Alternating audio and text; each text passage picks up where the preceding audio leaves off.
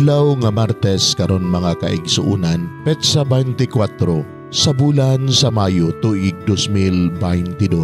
Ang pagbasa kinutlo gikan sa Ebanghelyo sumala ni San Juan kapitulo 16 bersikulo 5 ngadto sa 11. Si Jesus mingon ngadto sa iyang mga tinun-an, "Og karon nga moadto na ako sa nagpadala kanako, wala hinuoy usa ka ninyo nga nangutana kanako kung asa ako paingon. Apan karon nga gisultihan ko na kamo, nasubo kamo.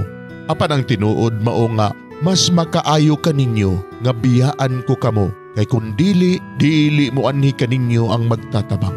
Apan kun mo biya ako, ipadala ko siya kaninyo."